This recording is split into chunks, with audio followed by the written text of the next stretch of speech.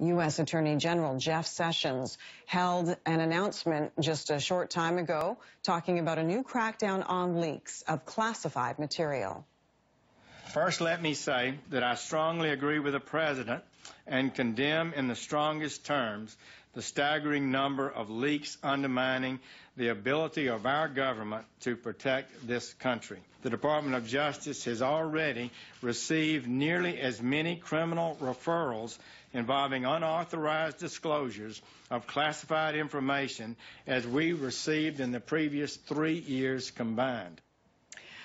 Sessions went on to encourage Congress and all government agencies to work together to prevent the leaks, and he says the Department of Justice plans to issue subpoenas to media outlets who publish leaked information. For more on this, I'm joined by Josh Blackman. He's a constitutional law professor at the South Texas College of Law in Houston, as well as the author of Unraveled: Obamacare, Religious Liberty, and Executive Power. He joins me now from Boca Raton. Professor, good to have you on the program. Where do you think the Department of Justice will exert most of its effort in this search for leakers?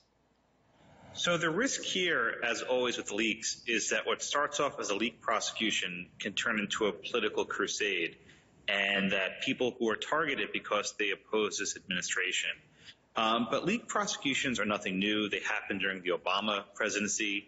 They happened during the Bush presidency. And I think what we're seeing now is the continuity of this practice in the Trump presidency.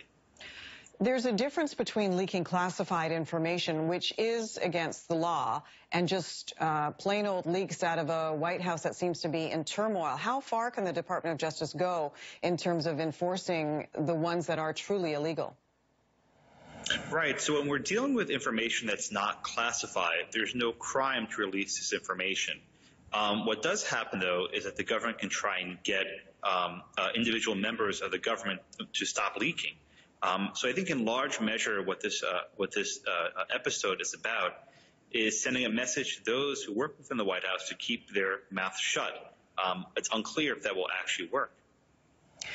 We saw a case earlier this week where Anthony Scaramucci, who was the very brief communications director, tried to compel a reporter to reveal his source on who was telling him where he was having dinner, who he was having dinner with, that kind of thing. How far can the Department of Justice go in terms of compelling reporters to turn over their sources? Aren't they protected by the First Amendment? That's exactly right. The First Amendment protects reporters from revealing their sources, but in certain cases, the government can go to courts and get what's called a subpoena to try to require the reporter to reveal their sources. Often what happens is the government, the newspaper ignores the subpoenas, and it's happened that reporters stay in jail, and they can be held in contempt of court. So at bottom, most reporters will rather go to jail than reveal their sources if nothing else is good for business. Speaking of subpoenas, we've heard Special Prosecutor Robert Mueller has issued subpoenas from a grand jury. Explain that to us in layman terms, what that means and what it means specifically for the Trump administration. A grand jury is a group of 12 or 13 regular citizens who convene and listen to evidence. This is not a short process like a jury trial would be. It's a long process. And a grand jury can meet maybe once a week for maybe a year or 18 months. What the recent development suggests is that Special Counsel Mueller is in this for the long haul, and he may be looking beyond just Russia, but also into the various business transactions associated with the Trump empire. So this is an important development, but I want to caution your viewers. This doesn't mean that there's a criminal prosecution anywhere even close to being in existence. But what this means is this is not going to wind down quickly. This may take a while.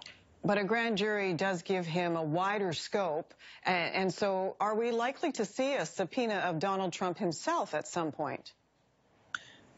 Initially, I don't think the president himself will be subpoenaed. There's actually some dispute over to what extent the president can be required to testify in certain circumstances. They'll probably start with those around the president, but eventually, if the need is compelling enough under Supreme Court precedent, the president himself is subject to the judicial process. Josh Blackman's a constitutional law professor at the South Texas College of Law in Houston. Appreciate your time. Thank you, Professor. Thank you.